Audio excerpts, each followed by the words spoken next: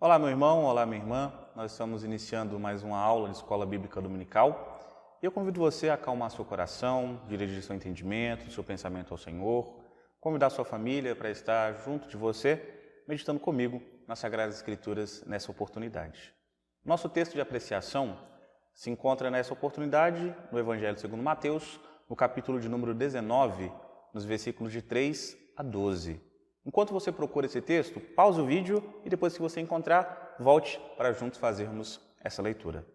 Diz assim a palavra do Senhor. Mateus 19, do 3 ao 12. Vieram a ele alguns fariseus e o experimentavam perguntando: é lícito ao marido repudiar sua mulher por qualquer motivo?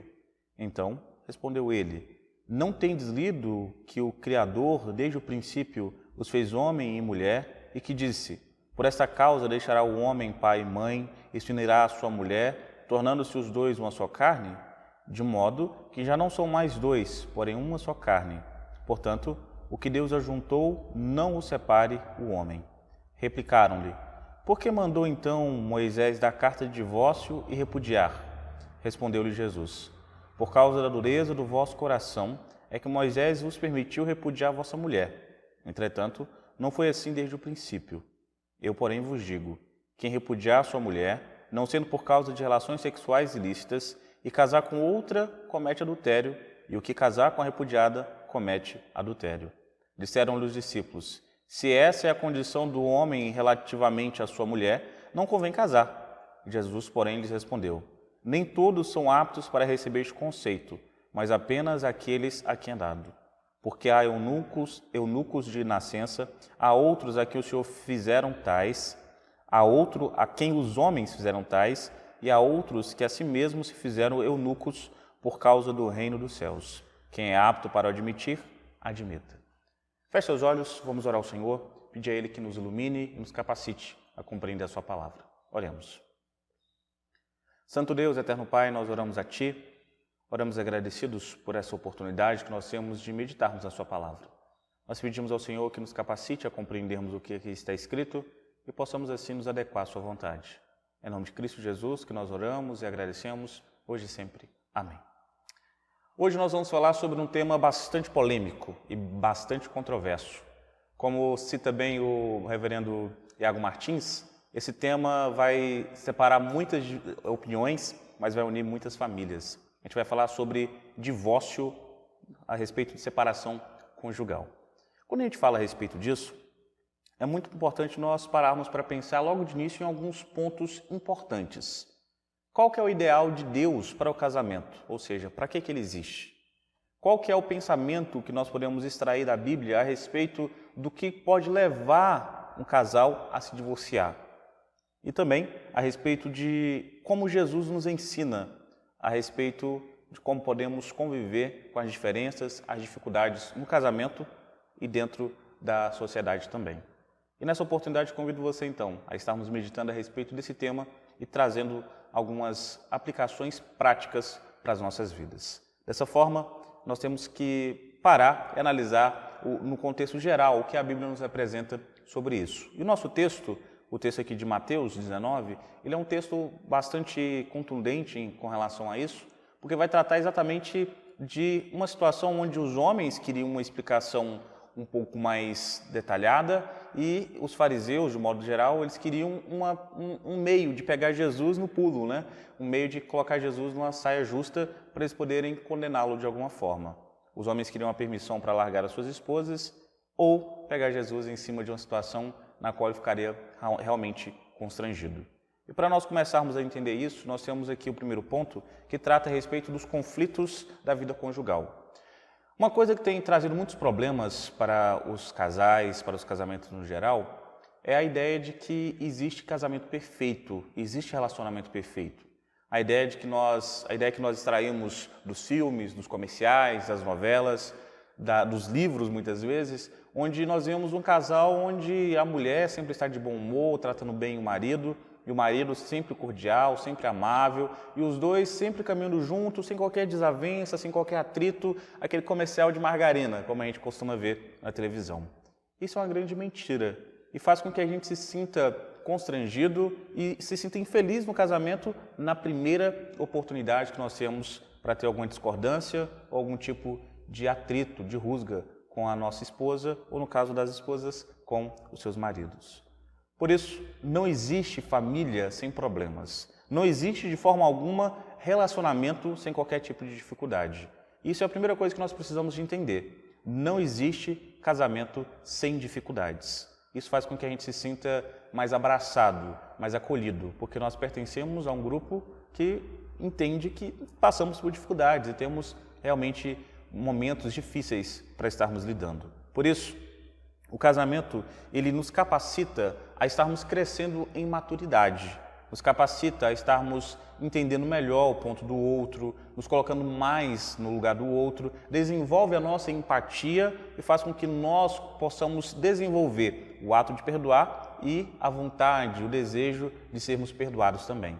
O casamento, de forma bem clara, ele faz com que os conflitos, as dificuldades amadureçam a relação. Sem essas dificuldades, a gente ficaria numa relação bem básica, bem imatura. E são essas dificuldades, esses problemas que nos capacitam a verdadeiramente crescermos e levarmos o nosso cônjuge a crescer conosco. Portanto, entenda, não existe casamento sem problemas, mas os problemas não devem tomar conta do casamento.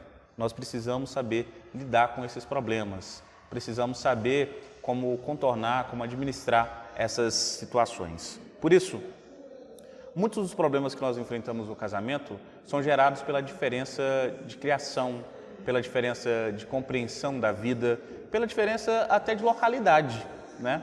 Quando a gente pega uma pessoa que é do norte do país e se casa com uma pessoa do sul do país, por exemplo, nós vamos ter ali diferença de tradição, diferença muitas vezes de dialeto, nós vamos ter diferença de costumes. Isso faz com que nós tenhamos muita dificuldade de estarmos entendendo o outro, muitas vezes. A dificuldade de criação, ou a diferença em razão da dificuldade da criação, faz com que a gente, em muitos momentos, se pegue pensando, se pegue colocando a situação da seguinte maneira: a minha criação é melhor do que a da minha esposa, ou a criação da minha esposa é melhor do que a minha, ela sempre tem razão, eu sempre estou errado, e por aí vai. Essas dificuldades, meus irmãos, elas se tornam supérfluas quando nós entendemos que os nossos pais não acertaram 100% em nossa criação. Nem tudo que você aprendeu na sua casa é certo. E nem tudo que o seu cônjuge aprendeu na casa dele, de uma forma geral, é errado. Por isso, quando a gente coloca esse tipo de situação, a gente começa a ver que muitas vezes os problemas, as desavenças, as arestas que surgem no casamento é justamente pela dificuldade de compreender que a gente não é o dono da razão, a gente não está sempre certo. Isso faz com que a gente abaixe um pouquinho a bola e compreenda melhor a pessoa que está conosco, compreenda melhor a pessoa que tem dividido a vida conosco. Por isso, muitas vezes a gente encontra casamentos que são construídos sobre bases frágeis. Como assim? Muitas pessoas se casam com ideais totalmente deturpados do casamento. Ah, porque eu vou chegar cansado do meu trabalho, a minha esposa vai chegar cansada do trabalho dela, nós vamos nos abraçar, vamos realmente ter um momento ali de romance, onde todos os problemas vão acabar. E aí, quando a gente casa, não é bem assim que funciona. Você chega estressado, a sua mulher está estressada, às vezes você fala uma coisa e estressa mais ela, às vezes ela fala uma coisa pequena e você se sente mais estressado, mais enraivecido na situação, e aí pronto, acabou o sossego da família. Esses ideais utópicos, essas fantasias que a gente tira do imaginário popular e também do meio cinematográfico, prejudicam muito a realidade do relacionamento, dos problemas. O casamento não pode ser um incêndio atrás do outro ou um problema atrás do outro para você resolver. Mas o casamento não deve ser enxergado como uma sucessão de felicidade que não tem qualquer tipo de dificuldade pelo caminho. Não é assim. Nós temos dificuldades e precisamos ser maduros para entendermos isso antes de entrarmos no casamento. Por isso, ao contrário do que todos dizem, casamento vale sim a pena. E todos os esforços devem ser colocados, devem ser deslocados para fazer dar certo. Quando os dois se esforçam dessa forma, tende realmente a ser um casamento bem mais feliz, bem mais harmônico do que quando um ou outro deixa a desejar nesse sentido. A gente tem um ditado popular, um adágio popular que trata disso, né? Quando um não quer, dois não brigam. Quando os dois se esforçam para não brigar, então não tem briga de forma alguma. Quando os dois estão dispostos a tratarem os problemas, ao invés de se acusarem nos problemas, as situações ficam bem mais fáceis de lidar. O casamento fica bem mais prazeroso de se viver. Por isso, o perdão e a restauração devem ser buscados com perseverança. A ideia de que todo esforço que eu puder fazer para manter o meu casamento é pouco.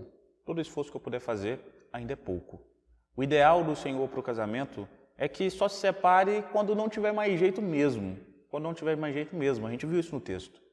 Por isso, entenda o seguinte: você deve se esforçar o dobro, no mínimo, do que você se esforçou para conquistar o seu cônjuge agora que você está casado. Se você se esforçou muito para conseguir esse relacionamento, você deve se esforçar ainda mais para mantê-lo. O que acontece é que a gente, com o passar do tempo, vai desleixando, né? Já estou casado mesmo, agora acabou, agora é só esperar a volta de Cristo. E não é assim que funciona.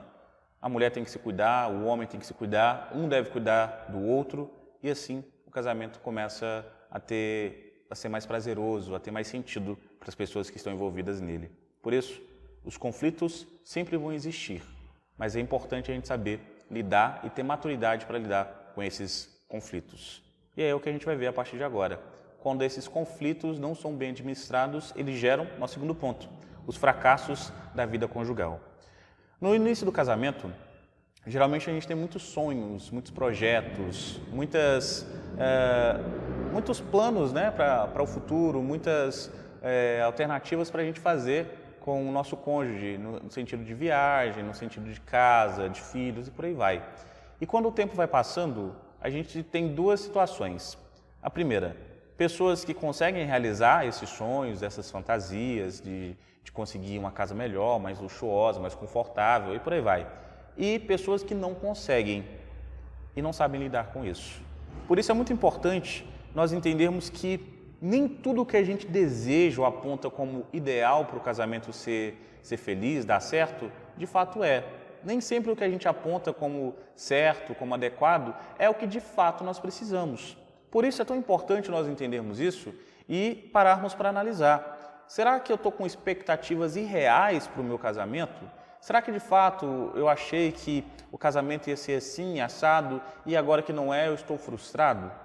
Porque as pessoas que não conseguem lidar com a quebra de expectativa, com a ausência de atendimento ao que eles achavam que seria o casamento, tendem a achar que a melhor solução é a separação.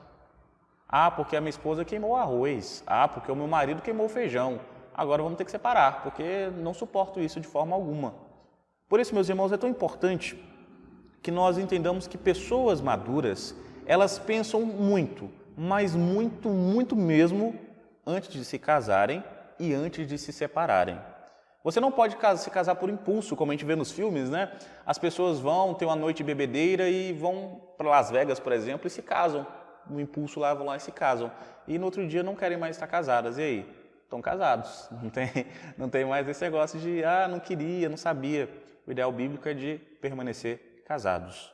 Por isso, meus irmãos, a separação, ela deve ser o último caso possível. Como a gente viu na semana passada, a separação é só quando não há mais remédio para o problema.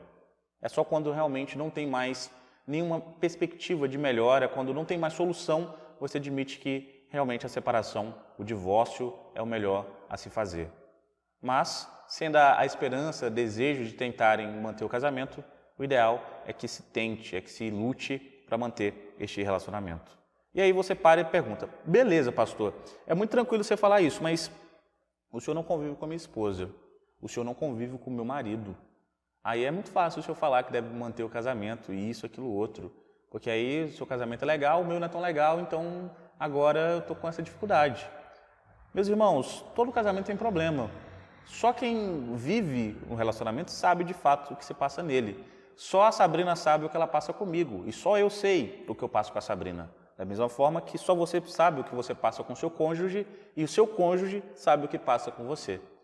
E os motivos para separar, para divorciar, eles vão ser muitos motivos para a gente não querer continuar com outra pessoa. Mas nem todos os motivos são bons.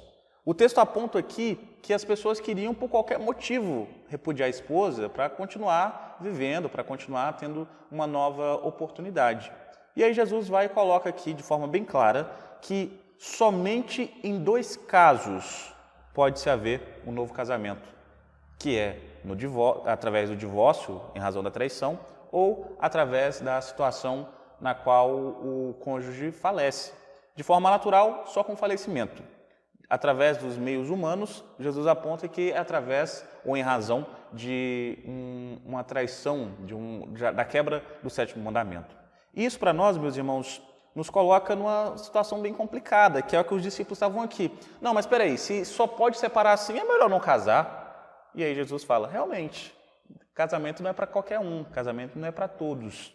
Tem algumas pessoas que não conseguem entender isso e não podem se casar. E é por isso, meus irmãos, que a gente observa que em muitas circunstâncias a gente pode atribuir novas situações que podem ser incluídas, além do que Jesus colocou aqui. O apóstolo Paulo vai colocar lá em 1 Coríntios 7,15 que o abandono também pode ser um meio para se realizar um novo casamento, ou para a pessoa seguir a vida dela desimpedida, né? Como assim? Por exemplo, eu abandono a Sabrina, largo ela aqui, sumo no mundo aí e não quero voltar para minha casa mais. Biblicamente, ela está desimpedida em relação ao casamento. Passou 2 anos ali, não voltei. No cartório ela pode chegar lá, apresentar as provas que ela consegue a certidão dela de solteira, vamos colocar assim, desquitada, né? Ela consegue sem problema algum. Biblicamente a gente vê que é em relação ao cônjuge que não é cristão abandonando o cristão, né? Mas de modo geral a gente pode entender dessa forma também. Temos vários casos particulares que não convém a gente citar no vídeo, porque não tem como a gente debater, conversar a respeito. Mas se você quiser conversar a respeito, saiba que meu gabinete está aberto para nós conversarmos, tanto sobre situação agressão física, agressão emocional, abandono emocional, negligência emocional e física no casamento e outras situações. São várias situações que você pode alegar que são boas o suficiente para você se divorciar. Mas antes de você tomar essa decisão, vem para cá conversar comigo para a gente ver se realmente dessa forma ou se você está agindo apenas no impulso. Por isso, meus irmãos, é muito importante nós entendermos. Muitas igrejas tratam essa questão como se fosse uma questão de menor importância. E não é. O divórcio é uma coisa séria. Você está destruindo uma família. Ah, pastor, quer dizer então que mesmo que aconteça isso, aquilo outro, o meu dever é continuar casado, o meu dever é continuar casada? Se você conseguir, sim. Se você conseguir, o ideal é que você permaneça casado. Se você não conseguir, aí você tem que pedir orientação, tem que pedir forças da parte do Senhor para que você consiga viver essa nova realidade. Assim, pode-se entender, como eu citei, que o divórcio ele é um remédio que deve ser dosado da maneira correta para o casamento. Não é todo casamento que deve terminar em divórcio, não é toda situação que deve levar o casal a se separar, mas, em alguns casos, realmente a única solução, o único meio para resolver a situação, às vezes é realmente o divórcio. Por isso, recomenda-se aos casais que desejam se separar que antes conversem com alguém mais experiente, converse com alguém mais maduro na fé do que você, pode ser com o pastor, pode ser com algum presbítero, pode ser com algum irmão mais experimentado da igreja, mas o importante é que você converse com uma terceira pessoa para ver se realmente o que você está desejando é daquela forma, porque só com orientações seguras e com realmente entendimento do que significa o divórcio é que nós vamos conseguir tomar uma decisão adequada, sabendo os riscos e sabendo os prejuízos que nós teremos com essa decisão, com essa atitude que nós estaremos tomando. Por isso, entenda, divórcio não resolve problemas do casamento. Divórcio acaba com o casamento. Se o seu problema é o casamento, aí o problema também pode estar com você. O problema nem sempre só está com o outro, caso você não tenha parado para pensar nisso. Às vezes você tem muita parcela de culpa nisso e não está percebendo. Por isso, sente, converse, tente argumentar, tente ver uma nova saída. E se não tiver como mais mesmo, nos procure para nós estarmos juntos conversando e assim tratando do seu relacionamento, tratando do seu casamento, para que nós encontremos uma saída melhor do que o divórcio. Ok? Nosso terceiro ponto A gente já viu sobre o sentido do casamento, a gente já viu sobre a ideia do que casamentos fracassados geram, e a gente vai ver agora a respeito da proteção que a gente deve dar a estes casamentos, da proteção que deve haver para as pessoas casadas. Não há dúvidas que muitas pessoas não deveriam ter se casado, isso aí é certo. Muitos casamentos não deveriam ter existido, não deveriam ter ocorrido, isso é certo. O que acontece? Muitas vezes a gente fica com o ideal de que Deus vai mandar uma pessoa predestinada para a gente, que Ele separou desde antes da fundação do mundo, e a gente negligencia as escolhas, né? Deus nos dá a capacidade de nós entendermos e escolhermos a melhor pessoa possível para nós. É assim que funciona, Ele nos dá sabedoria para isso. Mas muitas vezes a gente não quer escolher os critérios de Deus, e a gente escolhe segundo os critérios da carne, e aí dá muito problema no relacionamento. E aí, como que a gente pode fazer para tratar relacionamentos doentes? Como é que a gente pode tratar casamentos que estão doentes? Primeira coisa, ensino bíblico profundo sobre o casamento e reconciliação. O parâmetro da Bíblia é sempre como que deve ser o casamento e a associação é de como Deus fez para com Israel e de como Cristo fez para com a sua igreja.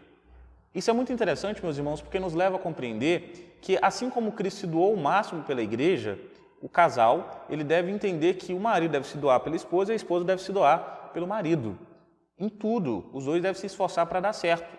Quando a gente entende o fundamento bíblico por trás do casamento, a gente entende que é a aplicação máxima para a gente entender como que Deus faz conosco. Ele nos perdoa sem nós merecermos. Ele nos perdoa conosco, mesmo quando a gente mesmo quando nós deixamos de desejar, mesmo quando nós traímos a sua confiança, mesmo quando nós nos prostituímos espiritualmente, buscando outros deuses, buscando outras pessoas para ocuparem o lugar que pertence só a Deus. Por isso, através do ensino bíblico, nós vamos entender que a reconciliação ela tem base começando no tratamento de Deus para conosco.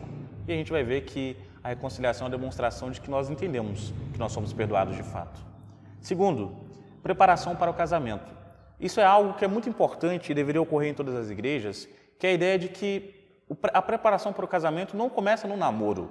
A preparação para o casamento começa antes mesmo do namoro. É muito mais fácil você ensinar um jovem a escolher um namorado, uma jovem escolher um namorado e um jovem escolher uma namorada, do que ensiná-lo, depois que ele já está namorando, a saber se é uma pessoa adequada ou não para se casar. Por isso, quando você ensina o que deve ser olhado em uma esposa e o que deve ser olhado em um marido, para que de fato o casamento tenha mais chances de dar certo, faz com que o rapaz escolha uma moça nesses critérios e a moça escolha um rapaz nesses critérios também. Além de preparar a moça e o rapaz para estarem desenvolvendo esses critérios em si, para que o casamento dê mais certo. Por isso, nós começamos a fazer inclusive isso nas nossas lives, a gente esteve conversando na última live a respeito disso, sobre como que a gente deve enxergar a escolha de um parceiro, a escolha de uma parceira, né, para estar conosco. Não é só a beleza, não são só os dons, os talentos, tem muita coisa a ser olhada e que deve ser olhado com cautela, com cuidado, para se fazer uma escolha mais acertada. Portanto, a proteção que a gente precisa, ela deve ser na preparação para o casamento, começando antes mesmo do namoro. É necessário também haver um serviço de reconciliação. Se tem um negócio que a gente observa é que na sociedade, quando a gente fala assim, estou pensando em me separar, o fulano já vai falar, nossa, mas separa mesmo, aquela mulher não te merece. Ah, separa mesmo, aquele fulano não te merece, você merece coisa melhor. Na igreja, não. Na igreja, quando a gente fala sobre separação, a primeira coisa que a gente deve ouvir é que, tem certeza? Não vale a pena tentar de novo, não vale a pena conversar, não vale a pena tratar a respeito disso? Por isso é muito importante haver um ministério de casais, um trabalho com casais na igreja, para que as pessoas saibam que não estão sozinhas em meio às dificuldades e meio aos problemas. Existem outras pessoas passando por isso também. Dessa forma, faz com que as pessoas se sintam mais seguras para saberem que estão também em meio a pessoas que erram, deixam a desejar e que estão sendo trabalhadas, tratadas por Deus para melhorarem uns para os outros e principalmente para a glória do Senhor. Em quarto lugar, ministério pastoral junto aos descasados e divorciados. É muito importante isso, meus irmãos, porque o emocional da pessoa fica bastante prejudicado, né? Por isso é importante haver esse cuidado, esse amparo, esse acompanhamento do pastor, dos presbíteros da igreja, para que essa pessoa ela tenha condições de viver novamente. Principalmente a pessoa que, de alguma forma, foi prejudicada no relacionamento. Por exemplo, a mulher que se dedicou totalmente ao marido e o marido vai embora. Ela precisa de um amparo, precisa não só financeiro, mas principalmente emocional, para tratar as feridas do seu coração. Por isso, o tratamento pastoral, o acompanhamento pastoral e dos presbíteros da igreja é tão importante nesse sentido, para dar nova qualidade de vida a essa pessoa. Em quinto e último lugar, oração e valorização da família. É muito interessante nós observarmos que quanto mais nós falamos sobre família, quanto mais nós mostramos o quanto a família é importante, mais a gente precisa falar, porque as pessoas às vezes não valorizam tanto a família. E oração pela família é indispensável para a gente estar crescendo e para a gente estar se desenvolvendo. Por isso, comece a orar pela sua família. Coloque diante de Deus tudo aquilo que tem te machucado, peça Ele para te ajudar a ter sabedoria para conversar com as pessoas da sua família que tem te machucado. E veja como a dificuldade de perdão, a dificuldade de perdoar, vai sumindo aos pouquinhos, vai realmente sumindo aos pouquinhos. Por isso, meus irmãos, é muito importante nós entendermos e terminarmos esse vídeo entendendo que casamento é coisa séria e divórcio não é em qualquer circunstância. Não é em qualquer circunstância. Se você tem algum motivo muito bom para se separar, procure um dos presbíteros ou a mim para nós estarmos conversando com você, conversando e te ajudando a encontrar novas perspectivas para você poder estar tomando no seu relacionamento, no seu casamento, para viver uma vida melhor com o seu cônjuge. Não estou aqui defendendo nenhum tipo de abuso, não estou defendendo qualquer tipo de excesso no casamento e dizendo que pessoas que estão passando por condição X ou Y devem permanecer casadas até o final, independente do que ocorra. Não, eu estou dizendo que em algumas circunstâncias o divórcio não é a melhor solução. E se você realmente acha que venha conversar conosco. Nós vamos estar tendo o maior prazer em estar te ajudando a entender se é isso mesmo, se é a melhor opção a você tomar. Ok? Gostaria de orar por você, pela sua família. Feche seus olhos e vamos nos voltar ao Senhor e pedir a Ele que fale aos nossos corações. Oremos. Santo Deus, Eterno Pai, nós oramos ao Senhor, oramos gratos por estes momentos de estudo que nós tivemos e oramos nesse instante pedindo que o Senhor esteja, ó Pai, tocando nos nossos corações, esteja, ó Pai, trabalhando, tratando todos os casamentos, todos os relacionamentos da nossa igreja e que nós possamos entender que o perdão que nós devemos dar ao nosso próximo, ele parte em primeiro lugar do Senhor, ó Pai. Como nós somos perdoados, devemos perdoar ao nosso próximo. Que o Senhor nos capacite a estarmos entendendo dessa forma e o Senhor nos capacite também, ó Pai, a estarmos nos colocando no lugar do outro.